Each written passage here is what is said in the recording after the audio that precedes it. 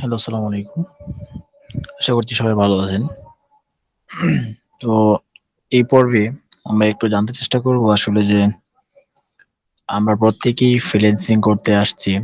তো প্রত্যেকেরই কোনো না কোনো ফ্রিল্যান্সিং প্ল্যাটফর্মে বা মার্কেট প্লেসে অ্যাকাউন্ট আছে।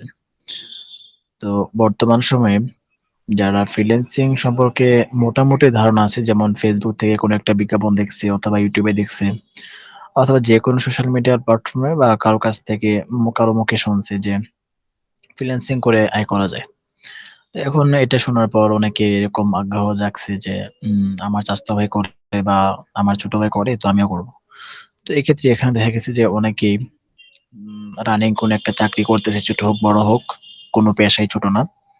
তো সে দেখা গেছে যে Facebook এ কিছু পোস্ট দেখলো, বিভিন্ন গ্রুপ আছে, ফ্রিল্যান্সিং বিভিন্ন গ্রুপ আছে। গ্রুপগুলাতে সে দেখলো যে অনেকেই লাখ, লাখ টাকা ইনকাম করতেছে। $১০০, $২০০, $৫০০ মাসে এরকম $১,০০০ ইনকাম করতেছে। এখন এটা দেখে সেও ইন্সপায়ার হলো যে, নাহ আমার তো আমি যে একটা চাকরি করি ১০-১৫,০০০ টাকা বেতন চাকরি করি। তো এখানে আমি ৮-১০ ঘন্টা ডিউটি করি। এখন ফ্রিল্যান্সিংটা যদি আমি ফুল টাইম দিয়ে করতে পারি তাহলে এখান থেকে আমি ভালো কিছু করতে পারবো। ঠিক আছে? তো ভিতরে এরকম একটা তার ভিতরে এরকম একটা ইচ্ছা জাগলে সে ফ্রিল্যান্সিং এ চলে আসে। এখন কথা হচ্ছে যে ফ্রিল্যান্সিং এ আসার পর কোথাও থেকে একটা কোর্স করলো বা YouTube এ ঘাটাঘাটি করে রিসার্চ করে শিখলো। শেখার পর মার্কেট প্লেসে অ্যাকাউন্ট করলো। মার্কেট প্লেসে আসলো, গিগ দিল বা প্রজেক্ট ক্যাটালগ দিল। দেওয়ার পর ১ মাস, ২ মাস, ৩ মাস, ৪ মাস এরকম ৬ মাস ওয়েট করলো। কাজ পাচ্ছে না বা বায়ার নক পাচ্ছে না। অনেক মানে হতাশ হয়ে গেল। তো হতাশ হয়ে বিভিন্ন গ্রুপে পোস্ট দিল যেটা আমরা প্রায় সময় দেখি যে কাজ পাচ্ছি না বা গিগ র‍্যাংকে নাই, কি করতে পারি? অনেক পরামর্শ চায়। তো এই যে একটা অবস্থা, আপনি নিজে কখন এই অবস্থার সম্মুখীন হবেন? আপনার অবস্থাটা কখন এমন হবে? সেটা নির্ভর করবে আপনি পিছনে এই কাজটুকু শিখার ক্ষেত্রে কতটুকু সময় দিছেন। ঠিক আছে? তো এখন অনেকেই দায়ী করে কি যে আসলে মার্কেট প্লেস এ বোধহয় কাজ নাই। আরে ফাইবার ভালো না, আপওয়ার্ক ভালো না, পিপল পাওয়ার ভালো না। ওখানে কাজ নাই। আসলে ভাই কোন মার্কেট প্লেসেই এমন না যে সেখানে কাজ নাই। ঠিক আছে? কাজ আছে। কিন্তু কাজ দেওয়ার মতো যথেষ্ট পরিমাণ স্কিলড লোকের অভাব। ঠিক আছে? কাজের কোনো অভাব নাই। কাজ অনেক কাজ আছে। কাজ এত পরিমাণ কাজ আছে যে আপনি গুণে শেষ করতে পারবেন না। কিন্তু কাজটা যে বায়ার কাকে দিবে এরকম লোকের অনেক অভাব। কারণ কি? ওই যে ওর ভেতরে ওই পরিমাণ কোনো স্কিল নাই। ঠিক আছে? কারণ আপনি একটু ২-১ টা কোর্স করছেন। কোর্স করার পর আপনি এখানে চলে আসছেন যে কাজ করতে। তো তখন তো আপনার কাছে তো এরকম হবেই।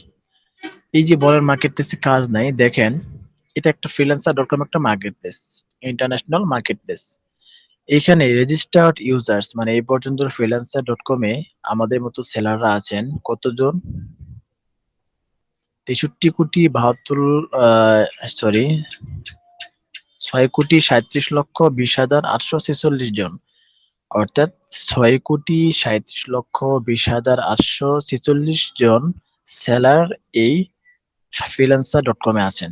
মানে ইউজাররা আছেন। বায়ার সেলার আছেন এবং টোটাল জব পোস্টেড দেখেন টোটাল জব পোস্টেড কতগুলো? ২২,১৯,০০,০০০ সরি না ২,২১,৯৬,৭৪৫ টা জব পোস্টেড হইছে। ঠিক আছে? তো দেখেন হিউজ পরিমাণ কাজ। অনেক, অনেক কাজ আছে এখানে। কিন্তু বায়াররা যে কাজ দিবে, কাকে কাজ দিবে? এই ধরনের লোকের খুব অভাব। ঠিক আছে? তো এখন আপনি চিন্তা করতেছেন যে, না আমিও একটা ফ্রিল্যান্সিং শিখলাম। একটা কাজ শিখলাম।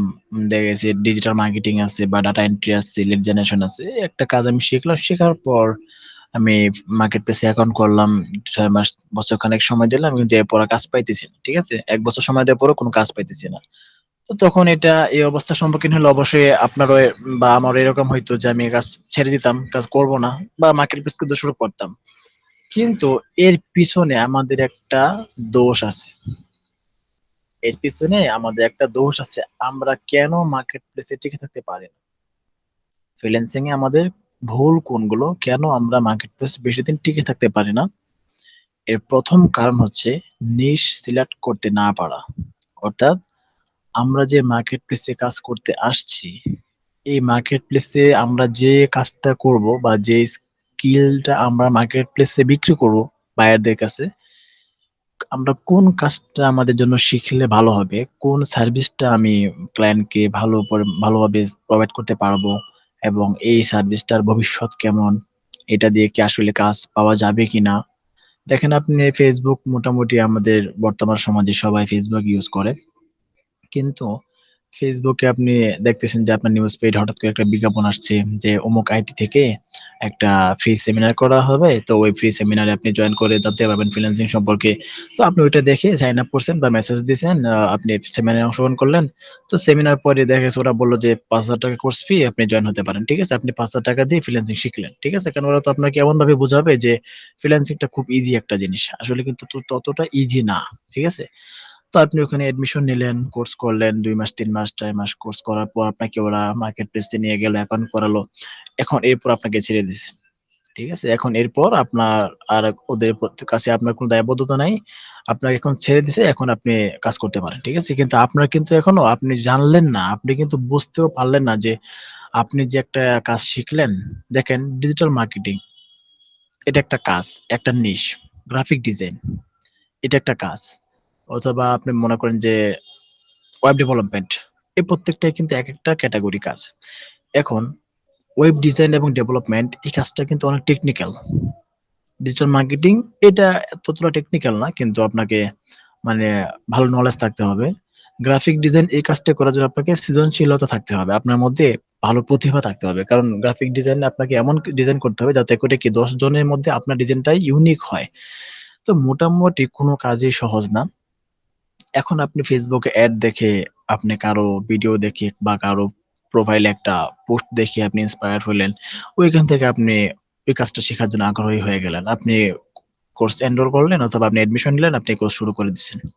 এখন কোর্স শুরু করার পর আপনার কোর্স স্বাভাবিক আপনার কোর্স শেষ হইলো, আপনাকে মার্কেট প্লেসে নিয়ে আসা হয়েছে। আপনি মার্কেট প্লেসে অ্যাকাউন্ট করলেন।